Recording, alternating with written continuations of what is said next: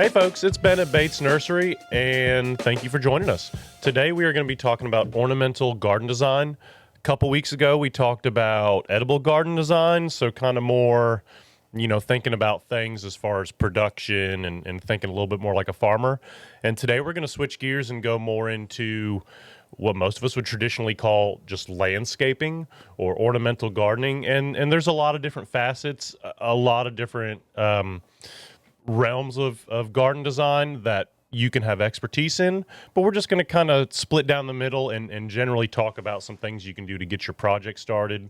And of course, as always, we're here at Bates Nursery to help you out. We're not going to talk about specific plants today, but that's where we would like to help you. Bates Nursery is find the plants that match your design, and we'd be more than happy to help you at any point during the process. But, let's get started, and there's a lot of things that you can do yourself to get the ball rolling on your garden design, whether it's from scratch or you're modifying an existing bed. Where are you going to start? What's kind of the beginning steps to the garden design? And the biggest thing is looking to see what you personally want out of a landscape. And there can be a lot of reasons to have a landscape. The old traditional way that's kind of been passed around is to have an oasis and somewhere that you want to relax. And that's still a huge part of what people want to have a landscape. But sometimes it's as simple as, I want to have a screen back here, or I want to sell my property soon. So I'd like to do something that increases the value of my home. I'm not too worried about having a space where I can go and relax. So there's a lot of different reasons. If you can kind of narrow down what you personally want out of a landscape, you'll be a lot happier with it, and you'll be a lot happier with the results. So just kind of do a little bit of digging, and just kind of think, what's our priority here in this landscape? You can promote wildlife. If you want to create a wildlife haven, that can be the driving force behind your design, and lots of other things. So see if you can find your priority. To me, that's the key step, and that's what's going to make everything kind of fall together and give you kind of a principle to guide you as you go through it. Time frame. So how long do you have for this project to take place? I'm in my 30s right now, and my mindset for my projects is if it takes 10, 15 years to get all of my designs implemented in my property, that's fine. I'm willing to go at it at a year-by-year pace.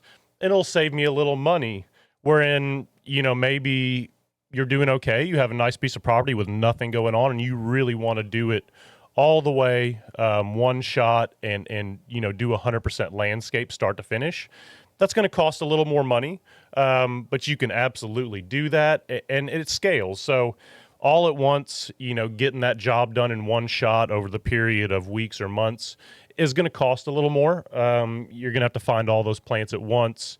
You're going to have to water them all at once, and you're going to have to do grading and stuff all at once. So that's going to be kind of the higher budget, quicker option, and there's a lot of landscapers and companies that can absolutely get that done.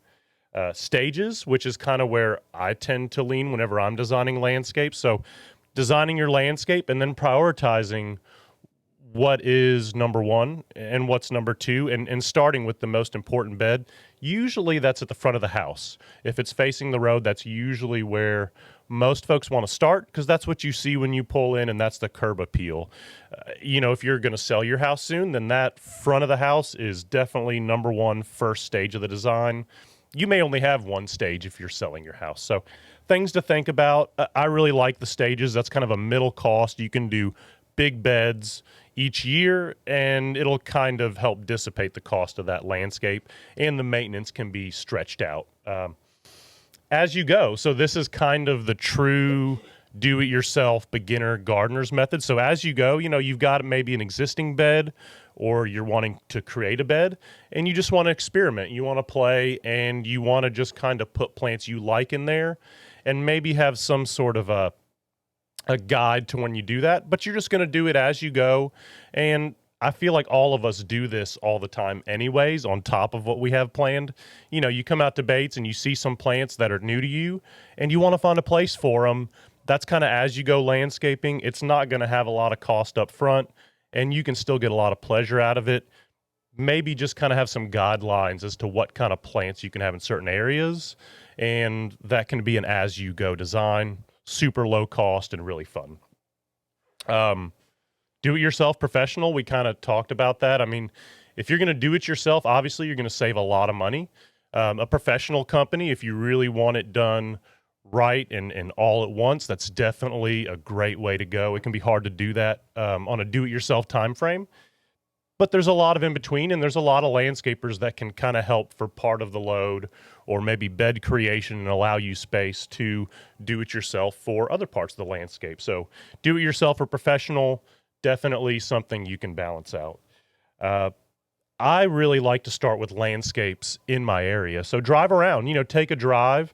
Really, if you're anywhere in the Nashville area, I mean, within 30 minutes of downtown Nashville, you should have a very similar planting climate and very similar soil. But take a drive within 20, 30 miles of where you live, and that can give you a good idea of what other people are having success with in the landscape and things that are maybe new and unique.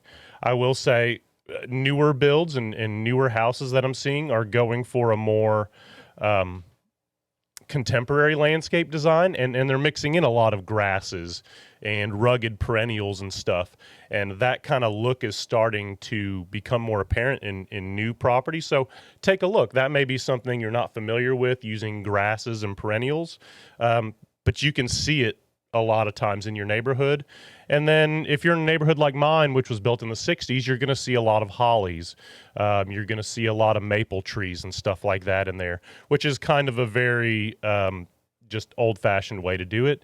And it's still very popular today. So take a look around. And there's nothing wrong with any style, but kind of get an idea of what you like. Do you like the dark broadleaf evergreens around the house, or do you kind of like a more whimsical cottage garden look? Go to some local places with gardens, the Nashville Zoo, Cheekwood Garden Center, some great places to get influence. Just take into consideration, they probably have people maintaining those properties, and, knowing how much maintenance is going to be in the garden is definitely a consideration. Magazines, websites, awesome place for idea. I mean, there's places like Etsy and Instagram that can have lots of influence.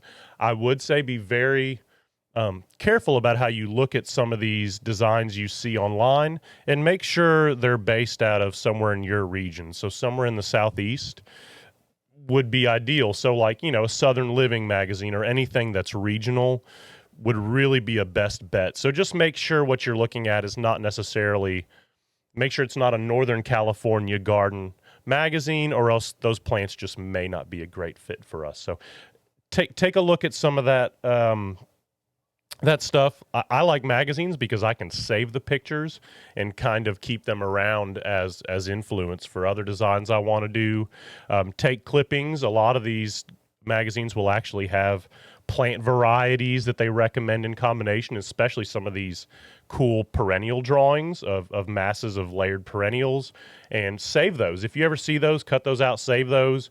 They can be a good influence on your design, even if you're not copying it exactly. So yeah, we started thinking about ideas. The next step in your ornamental garden design is figuring out, how to start implementing that and how to start getting it on paper so that you can implement it. So measure. You've kind of got ideas of your property. Taking measurements, even if they're loose, is going to help you figure out how many plants to put in how big of a space.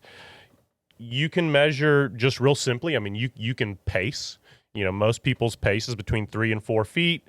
That can give you a loose estimate. If you want to go closer, you can use a measuring wheel, which they're fairly affordable. So you can get one of those measuring wheels you walk with, or a tape measure, or one of those measuring reels that can go 100, 200 feet. If you have someone to help you, that can really help you define your space, which can help you plant the appropriate amount of plants, which leads to lower maintenance in your landscape if you do it right. So taking good measurements can help you get your design right the first time. Definitely a thing you don't want to skip. Take note of anything that you see. So like fences, rocks, creeks, any sort of features. If you notice anything that's going to make planting difficult, like like tough soil. You can even use a soil probe, which is not always necessary, but you can get one of those little soil probes to kind of check and see how your soil is, or just dig in the ground and see what color the soil is. See if it's really dark black, you're good to go. If it's got a lot of clay, then you may not want to take note of that when you're taking measurements. Measure existing beds, features. If you have beds already, see where they are. Maybe we can use that footprint or use that exact bed, and make sure you get a measurement of that. And you can also sometimes find property maps, especially if you're in Davidson County, on the local government website. I think it's Nashville GIS or something like that. But you can look up your property map and get a better idea of your foundation of your house if you want a more accurate representation. You can't always zoom in far enough, but it can give you a starting point. And a lot of times you can print those out and you can kind of do drawings off of those basic property maps that you can get online from your local government. Great starting point if you're doing a residence. Direction. We get our stuff on paper and sometimes we forget to note which way is north. That's a big one to get on your paper first time around. So knowing where north is just going to tell us where sun exposure is, and just kind of a general cheat. If you're on the north side of a house, we're going to consider that mostly shade or full shade. If you're on the south side of the house, you're going to be in mostly sun or full sun. Now, when we're talking southeast, southwest, you can kind of change that a little bit, but east and west would be generally partial sun, partial shade, somewhere in there. So you can just really simplify knowing what's going to be planted where by knowing where north is. So always get north whenever you're putting your design down. If you know there's plants you want, if you're still a green thumb, but there's certain plants you want, like I love Lenten rose, I gotta have Lenten rose, or crepe myrtle is one of my favorite blooms. Make sure you prioritize that and find a space in your design for those things, and just jot those down. If you know it's something you want, go for it, and make sure that's on your list to start with, and you can make those plants kind of the starting point when you're designing. Visit a local nursery. So yeah, come out to Bates and get some influence. Looking at textures and colors of plants, we can definitely help steer you into what's going to grow well and what sun exposure, or if you have a wet or a dry soil, what can go in that direction. And start getting a list of the plants that you really like, and then we can find a way to combine those down the road. Okay, so that was kind of the first half, like setting up for what we want to put on paper. And then putting it on paper. And this really doesn't have to be complicated. I mean, you can pay someone to do a very complicated design. I mean, there are architecture firms that do really to the T designs. And then there's the other extreme, which is napkin drawings, which is a great thing to know how to do. So yeah, anywhere in between. I mean, grab whatever paper you have, scrap paper, napkins, a notepad, and those are all great ways to get your sketch down. There's the old notion of sitting at a restaurant or a bar and having a coaster and jotting down your ideas on that coaster just so you can get them down in the moment. Whenever we're out enjoying a place out to eat in Nashville, we see something they have going on in their garden beds and their landscape, and we want to get that on paper as soon as we see it's something we like. So I recommend getting your stuff down on anything. I mean, I've got a napkin from here at Bates, just a general napkin. I mean, that's enough to get a design down. So, if I'm out to eat somewhere, I see some plants in containers, I might just, draw that container and kind of see. That way I can remember what was in it, or, if there were trailing plants or upright plants, take a picture of it too. But sometimes a sketch can be just as good as a picture, or it can kind of, instead of looking at the exact plants, it kind of tells us what form and structure we want. So a napkin's a great way to get stuff down real quick if you see something you like. Obviously, we have cell phones now, so a great way to go around that process. And then there's a lot of apps on your phone, SketchUp and other ones, where you can draw on top of the photo and kind of adjust that stuff, which is a great tool for us, especially as beginning designers, to just get that stuff out there and kind of have something already laid out for us. So whatever you're going on, I have some marker paper here. So like I said, treat this as just letter paper. It's real similar. It just tends to pick up my markers a little better. But this is just real easy paper, and I'm going to be doing this upside down, so bear with me, y'all. But I would start with bed outlines and possible locations. So to make it easy, I'm just going to start with a standalone bed. And these tend to be full sun beds just because of what they are. And we can also go and maybe around a house or something from there. I'm going to scoot up here. So if I just have a bed, and actually in my front yard, I have a little kidney-shaped bed. To the side. And say I have like a little oval-shaped bed. So I actually do have a bed like this out by the road. And I had some annuals in there, and they did not make it. So I'm kind of looking at a blank slate. So this is actually, so like we said, this is where I want to put my compass. I'm sorry. North. Forgetting that y'all are upside down. Here we go. Okay. So say that's north in our bed. This is a full sun open bed. But if I put a tree in it, say I want a tree in the middle of my bed, and I want to start with kind of the bigger things, and I know I want something with some height, and say maybe I like a crepe myrtle. Put that crepe myrtle, and then we're going to typically kind of draw what we think is going to be a 10-year estimate, maybe a mature spread on the tree. So whatever you see online or on the tag, that's going to be kind of how big we're going to draw the canopy of that tree in that bed. So let's say this crepe myrtle wants to get an 8-foot canopy. Whenever we have that crepe myrtle and we know this is north, and the sun's going to kind of go east to west, it's fairly easy to assume that this side of the bed in here, on the north side of the crepe myrtle, is going to be on the shadier side. Now, there's a lot of other factors, whether there's a building over here or a building over here can intensify that shade. But, if I put a tree in the middle of my bed, all of a sudden I've got shade on one side of the tree. So that's where knowing what side is north is really going to help us for garden planning. Now, I will say, if this bed really is out in the open with not a lot around it, this tree is probably not going to cast a heavy enough shade to really make it deep shade. Now, if I had more trees in here, it would definitely cast a bigger shadow over that bed, and we'd have some pretty good shade behind it. So there's just kind of something pertaining to the compass. But let's say we don't want a tree, and actually a bed like that, do another kidney shape.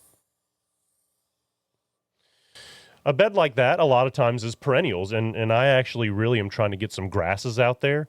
So let's take a look. Let's say that I like switchgrass. That's something I want in there. Maybe I want some Baptisia, which I believe we're about to get a whole bunch of. Wonderful spring blooming native. Baptisia has a little bit of height to it. Switchgrass definitely has height to it. Maybe I really like milkweed. That's one that's become real popular, especially when we're talking about pollinator gardens. And these are just kind of some ones that I'm like, I really want those in the bed. So I've kind of listed these by large to small, and that was just by accident. But this is a large, medium height, and these tend to be short. Now, there's different varieties of anything. So if you need a mix, we can definitely steer you in that direction. I'm going to actually switch colors. So, I would say use a Sharpie, whatever you have in front of you. I mean, it can be just as easy. If you have colored pencils, that can help you differentiate. So I'm going to kind of use a brown for switchgrass, since that tends to be what they kind of are. So I've got this big open area. Say my house is back here. This is going to be the road up here, and this is where folks are going to be looking. So if I'm looking this way, I'm generally going to start with the tall stuff in the back, and especially if we do a bed around the house, we're going to start with that tall stuff in the back so that you can see it. Kind of like if you're at a concert and there's someone really tall in front of you, you're just not going to see a whole lot of what's going on. So that's where, like stadium seating, where everyone's kind of in the back, everyone can get a view. Same thing with our garden beds. We want to kind of put the low stuff down front and then put medium stuff in the back. Now, a lot of modern gardeners are mixing these textures to get a more wild look. I think that's awesome. it can be a little bit daunting for a first-time gardener. But I'm going to use this marker and kind of give myself some swaths of color and kind of do a loose diagram. I don't think we need to put out the exact plants right now, but let's just do a loose diagram. Switchgrass will get somewhere between 4 and 6 foot tall, most varieties. So that'll be in the back, and let me just do a nice big swath of that. I'm kind of going for a curvy look, and let me fill this in. So I'm kind of going for a curvy look. You can do straight lines. I tend to do straight lines in more straight beds. Let's kind of get that. But I'm just kind of getting something on paper.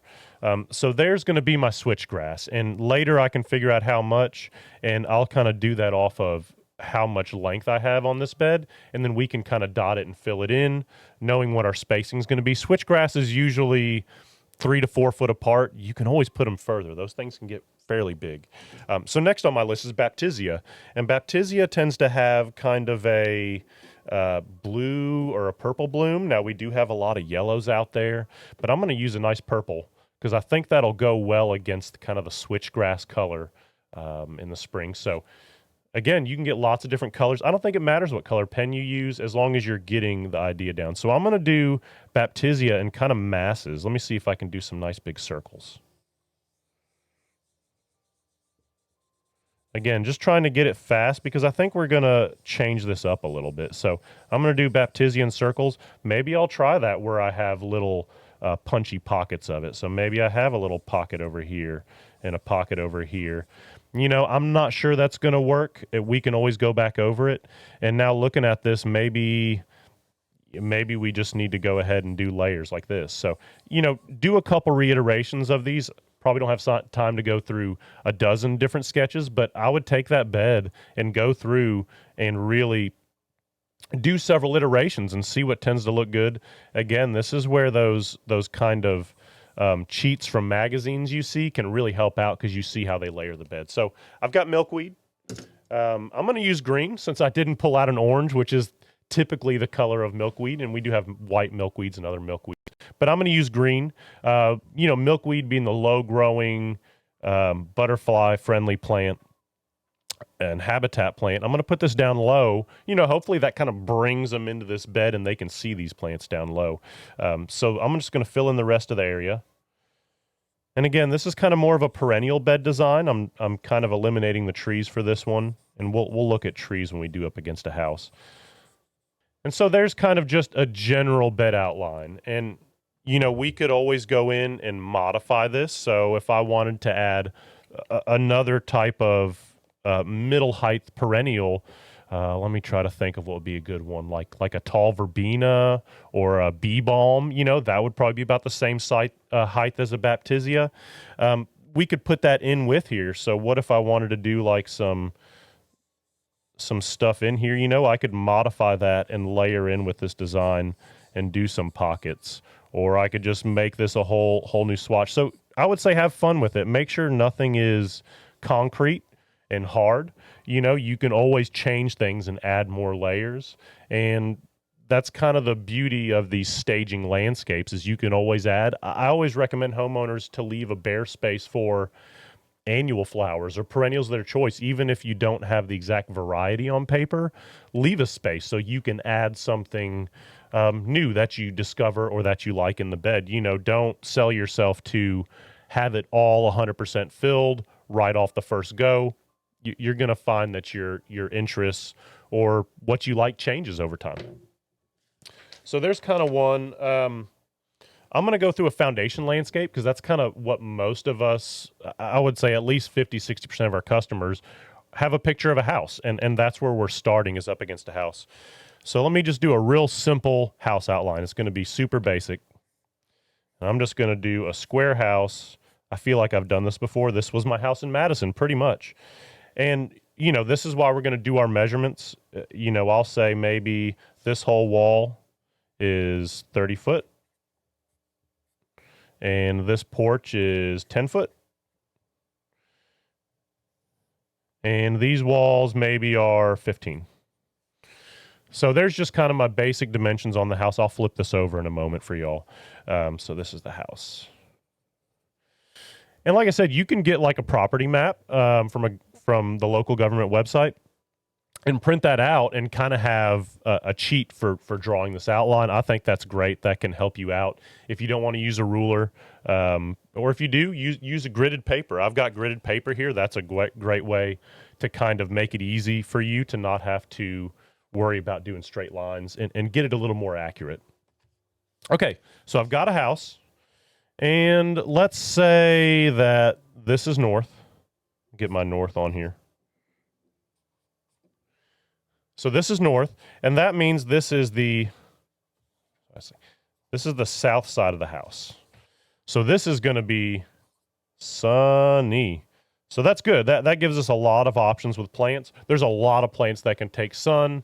Other than needing maybe a little extra attention to water the first summer, there's not a lot of exceptional issues with sun, and we have a lot of sun-hardy plants. Shade can start to get a little tricky with what plants like more shade than others. So south side of the house. What I would start with is the biggest elements. So we're looking at trees, screens, large shrubs, and I'm going to pull out a little smaller marker. You could always use like a gel pen marker or something to get you a little smaller so you can see something different from the house. So I'll start with trees. Let's just go real basic. Let's put trees. Let's say they're tall evergreens, kind of like an emerald green arborvitae, a really popular choice, and they look real good on the corners of a house. And I'll come on out from the house and just go ahead and get a couple circles down for those. Let's say we've got some. And you can use a circle template, and there's all sorts of things you can get. And this, like I said, if you're trying to go really accurate when you get further in your design process, you can use these to really get the size of that tree. I'm just kind of going loose and fast right now, and we can refine that later. So I got a couple trees out here. Maybe we want some on the inner corner. Since this is south facing, we could probably get some trees on the inner corner here since we're going to have plenty of sun. And then we're starting with our bigger elements. Maybe this bed's got some depth to it, and maybe we want something over here that's more of a tree. But I think I want to stop there. If I was going further out from the house, I think we could put bigger trees. But I'm just going to go with these column arborvitae to begin with. Let's do them green so that we know what they are. I'm just going to kind of fill these in. Again, you can use whatever you have. I mean, crayons make a great way to get these things down. If you've got a young child like the 3-year-old I have, crayons are plentiful. And whenever we're drawing on a pad together, I'll draw some trees and stuff like that. So, we can use any tool we want to kind of explore and be creative. His trees still kind of look like squabbly lines right now, but he'll get there. So there's our emerald green arborvitaes. Next step is going to be foundational plants. So typically shrubs, large perennials, grasses, stuff like that is going to be what's up along the house. Going to be a little smaller than a tree. So I'm going to use my smaller pen again. I'll kind of extend these a little bit. So yeah, foundational. Let's say we're doing like holly or something, and you can represent these as maybe massing if you want like a tighter hedge, saying we're doing a more traditional landscape. And I'm just going to do some nice big blobs up against the house. We'll just kind of do some over here.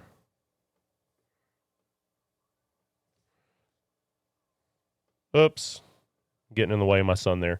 So, here's some hedge blobs for us, whether they're Distilium or holly or laurel or something like that. We're talking about our foundation plants.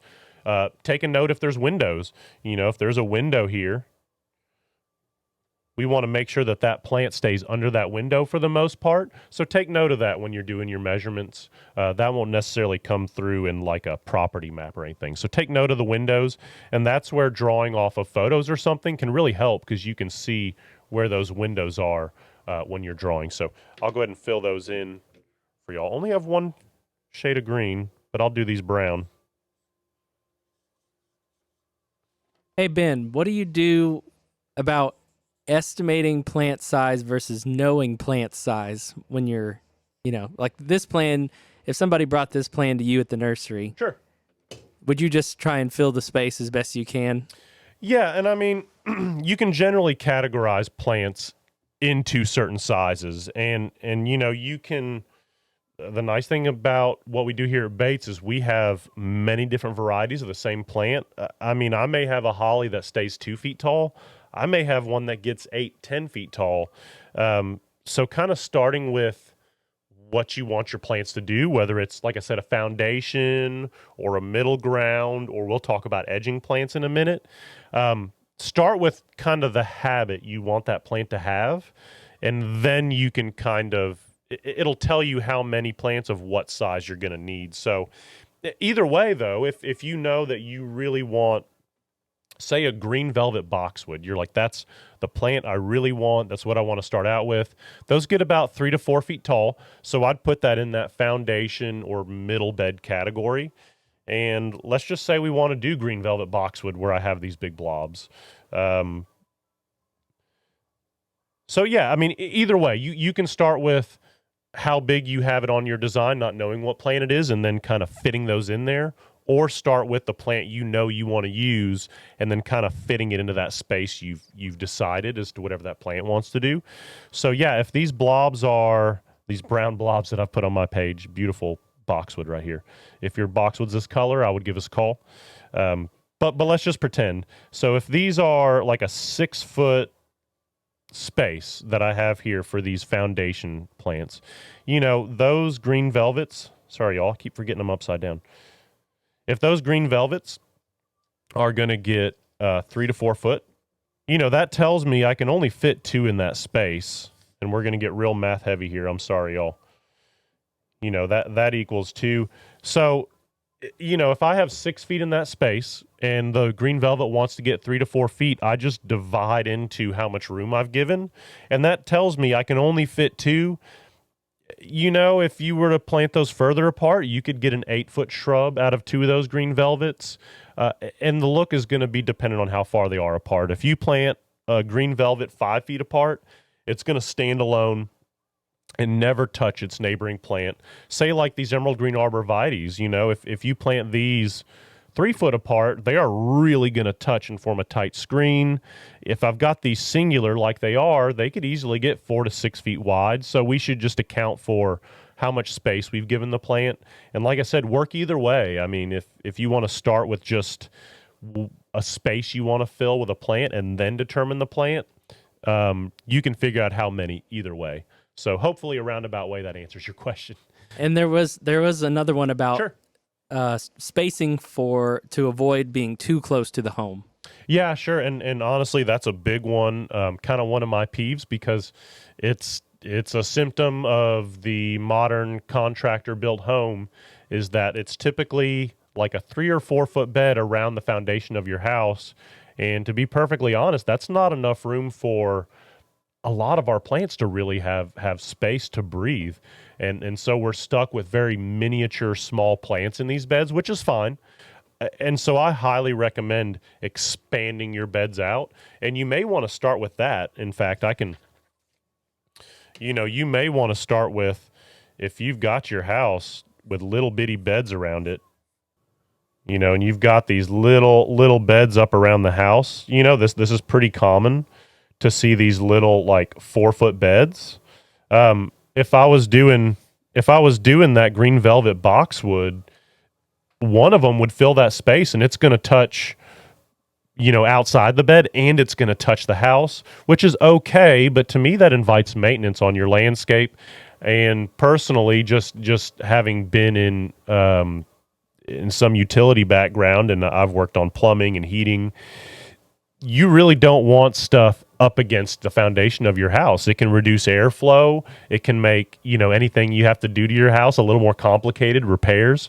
So I tend to try to expand those beds out. And if you can, you have a lot more room to fit plants into these little tight beds. So I would really consider, whenever you're doing this stuff, I call it blowing the bed out. So just blow it up and maybe come out a little bit, and maybe don't come right against the house.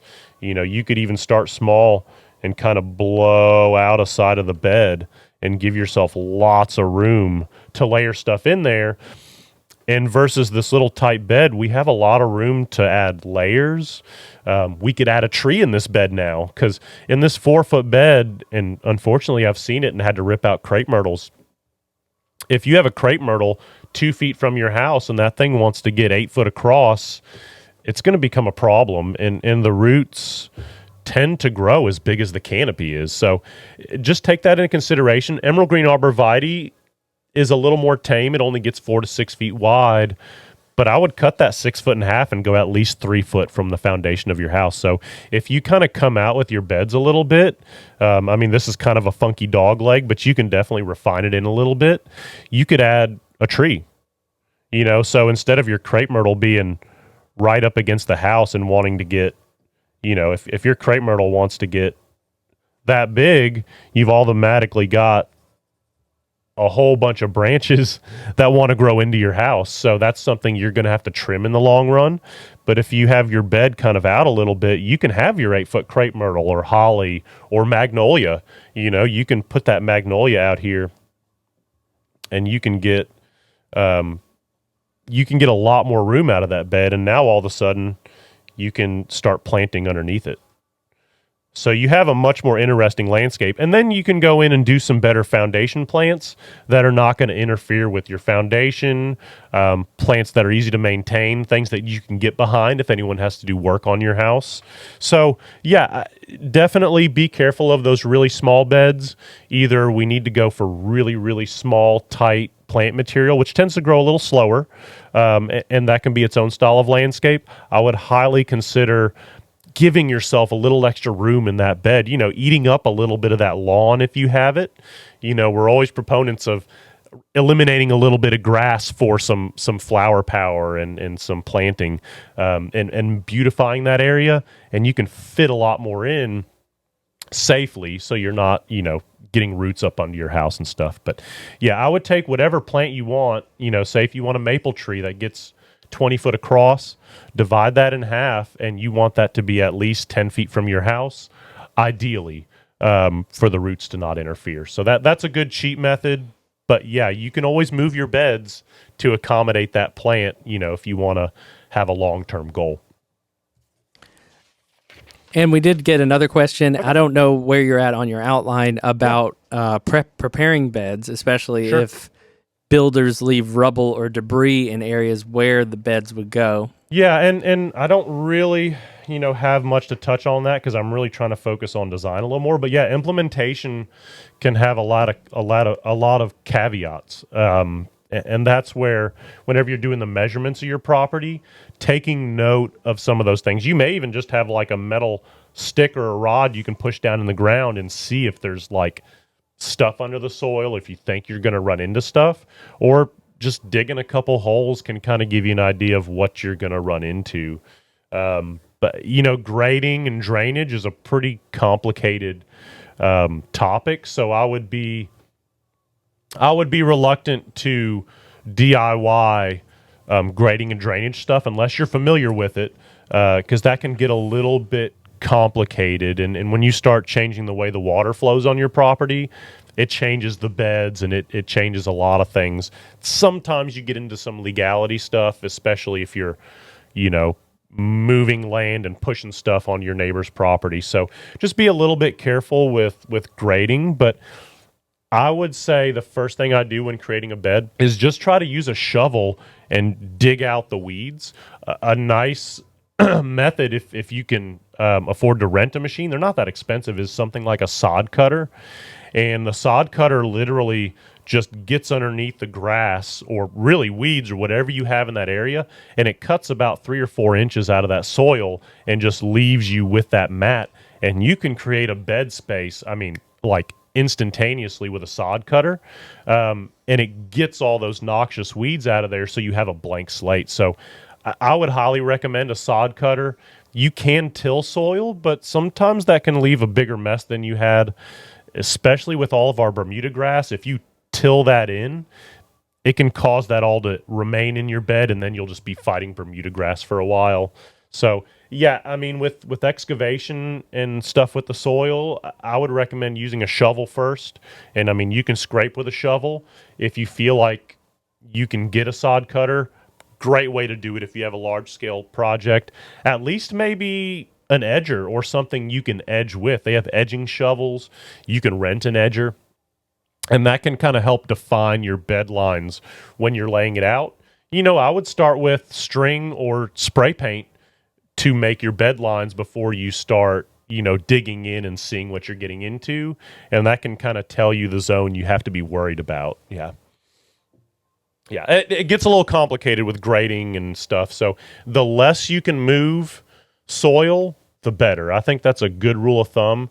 If you're moving mountains to make your garden, I would just consider maybe a more sustainable way to do it. If you can reuse that soil or move it minimally, it'll be a lot less destructive and it'll be a lot easier to maintain. So yeah. And if you already have grass, I say use it. That's a stable ground.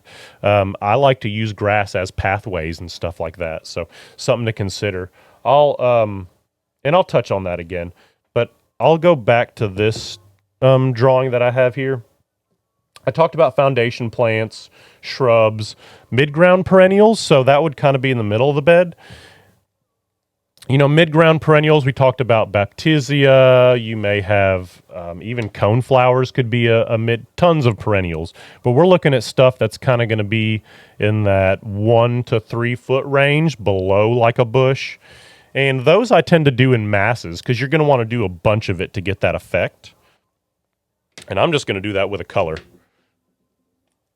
So I'm going to use nice sagey purple again. And so I've kind of got these. I want to put them in front of this, and I'm going to just kind of curl them around. Again, I kind of like this kind of massing curve look, but you could absolutely do straight lines in the bed. In fact, tell you what, I'll do that on this side. We'll kind of do some straight masses.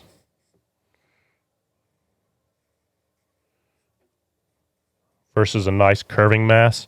And that's just going to kind of be our mid bed. So typically perennials, flowers, grasses, things that are just kind of going to fill and give our bed a little bit of depth. Now we're already out of that 4 foot bed now. So see what I'm saying? All these arborvitae and shrubs could fit in a 4 foot bed, but it's so much more interesting if we can add more layers. So that's kind of my mid ground. Like I said, usually perennials, or sometimes we'll call them sub shrubs, like small shrubs. And then edgers would kind of be my last thing I put in. So edgers could be, it could be creeping juniper, it could be a vine, it could be monkey grass, liriope, and it could even be annual. So don't forget to leave space for annuals if you'd like that. I'll go ahead and use blue. I kind of like creeping juniper and stuff down low in the bed. So I'm just going to do maybe like some pockets of it, knowing that it'll kind of spread.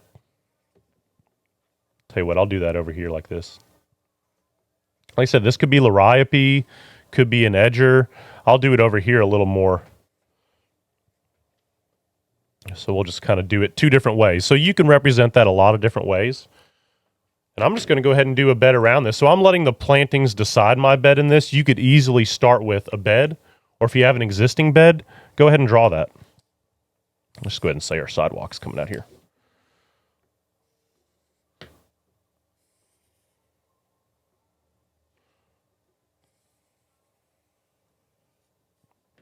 So there's a couple beds. And like I said, this is very abstract. I'm not going off of an actual house, but you can go about it a few different ways. And like I said here, excuse me, here, you've got some outline as to where you can put different types of plants, and now you can start building in your list into this design. So yeah, that's kind of your just getting a diagram down. Another good thing to note is where people are going to be walking. If you're going to be walking this way, take note of that. That's where you're going to be walking. Maybe you want to put something fragrant over here where you're going to be walking. So knowing where you're walking, if the road's up here and this is where people park, I'm going to do a nice little eye for y'all. There you go. Look at those eyelashes. If this is where people are going to be looking, that's kind of where we want to prioritize the view of this landscape. We say curb appeal, but that's exactly what that means is where's the viewpoint of where we're looking at that bed, and that's kind of where we want to consider it. That's where I would definitely take some pictures from that vantage point so you can analyze it in that way. That's great. If you want to print out a picture, we can easily draw plants on that picture and look at that in what we say elevation, and we can look at it in a more three-dimensional way. But right now I'm doing it for plan. That's kind of what most folks start with. Move plants around. So, if you notice that you're getting these plants out of order, or you want to layer them more like this, start shuffling them around. Do this 2 or 3 or 4 times before you really settle on something. And just remember, you can always change it. Garden beds are organic. They're full of organic material. You can always change it. Don't feel like you have to be stuck with whatever you put on paper the first time. Fill in empty areas. So like I said, adding areas for annuals, perennials, a homeowner's choice, I like to call it. So, if you want to change up color every year, maybe have an area in your bed, maybe right there where people walk in, for seasonal color or for annuals and stuff like that. So that's kind of getting stuff on paper. And, we talked about plants in the beds and determining, how much is too much plant for a bed. So I would definitely look at mature size of your plants and how you can scale that into the bed. But like I said, here at Bates, we have many different varieties of each species, and we can probably find one that fits in your space if that's really what's in your heart that you'd like in your bed. So definitely, there's a lot of wiggle room.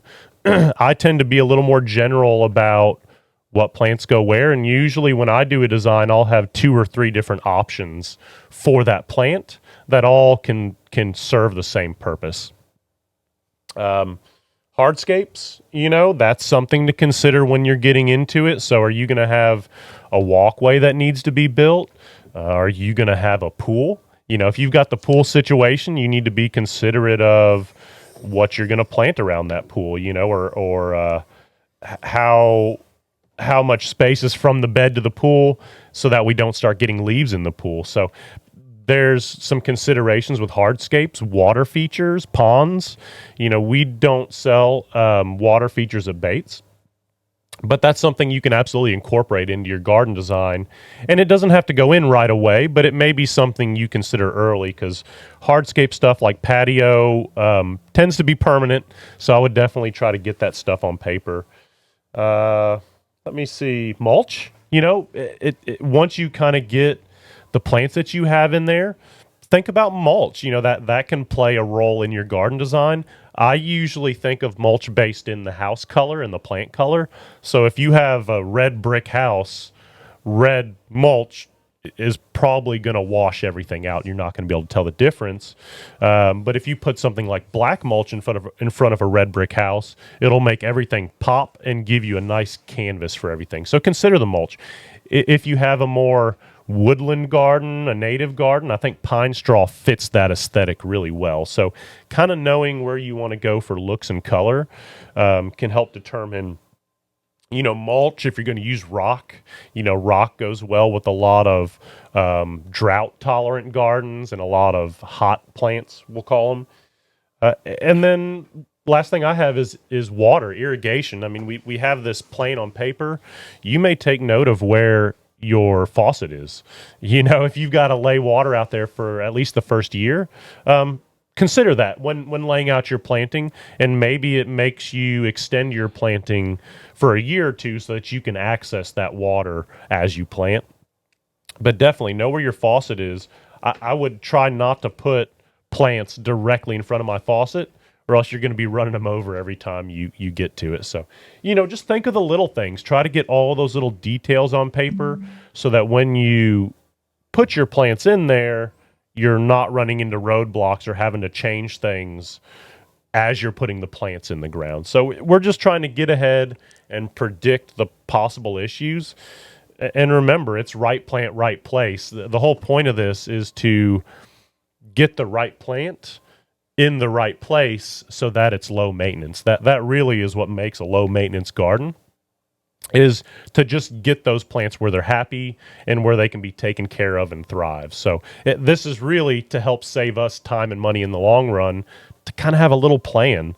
I've been listening to Monty Don Rita's book lately, and I think that was like a 10-year process of design.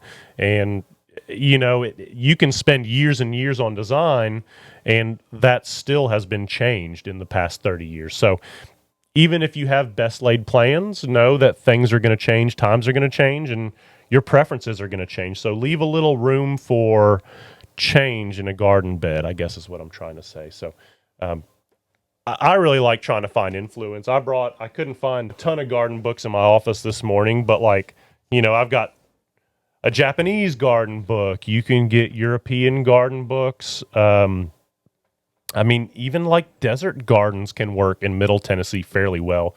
So kind of knowing what style you want to go for can kind of help. Now, I will say Japanese gardens are notoriously high dollar endeavors because there's a lot of hardscaping and a lot of complex planting, and they tend to be high maintenance gardens as well. So, but you can take influence. So getting books and just looking for influence on your plantings. See if I can find one with good kind of layering, and just kind of knowing what you're going to go for and saving those pictures can really be nice. I love English garden books too, and that can really help you look at laying out perennial gardens and cottage gardens. So definitely don't think you have to reinvent the wheel. I think taking influence and references from what's already been done is a great way to start and really simplifies thing. A lot of our distributors like Monrovia, you can go to their website and find a lot of reference material, and you can find a lot of pictures of landscapes and stuff, and they're going to have their plants in there, which we sell a large amount of Monrovia products. So, look around and see where you can find pictures to inspire you, and then take off from that. That's what I highly recommend. Native gardening has become something growing, and you're just now starting to see it really commonly represented in residential landscapes. So if you're starting to see that out there, take note. That's kind of the new rise of things, and it's something we're really trying to be ahead of here at Bates Nursery and carry things for wildlife. If that's your priority in the garden, we'd love to support it. So yeah, if y'all have any questions, let her rip. I just tried to give you a real general overview. We can obviously get really specific. If y'all really want to see something specific about bed design, be more than happy to talk about it. So yeah, just let us know. And that's all I have for you today. Plant tags and plant info on nursery websites don't seem to inform us of plants that spread via rhizomes. Sure. And as I understand, some spread more aggressively than others. Looking at you, Bermuda grass. Would you happen to have a recommendation for how to find this out about a plant? Sure. Growers are here to sell plant material. And sometimes when we if they label a plant as aggressive spreader, it probably wouldn't sell very well. So you don't see a lot of tags that say this is aggressive and dangerous. We really try to steer you in the right direction at Bates. And so if you have a large area and you don't care if it spreads, that's great, but we usually try to make those the exception. Bermuda grass, yeah, that's tough. The thing about Bermuda grass is you can't really buy it. It's always there. But like bamboo, for instance, we really try not to promote the running bamboo because it can be very aggressive, and once established, it kind of becomes a liability and very hard to manage. So things like spreading bamboo, we really try to carry it minimally, and if it's something we see as possibly harmful to the environment, it's so aggressive, we really try not to recommend those things. Now, if somebody really wants to use it, it's hard for us to tell them no, but we can inform you. So I talked about the edging plants. That's where you really start getting into stuff that spreads. So edging plants, juniper spreads above the ground, but we get some like winter creeper euonymus, which is sold as a ground cover. If you have a small bed, that will eventually take over that bed. And I've seen so many beds that are 100% creeping vines. So, kind of knowing what level, if you really want your bed to fill quick, you don't care what takes over, that's one end of the spectrum. If you want everything to kind of stay in its own, that would be the other end. And like I would say, like the Japanese gardens, they like to have everything kind of in its own space and not necessarily taking off.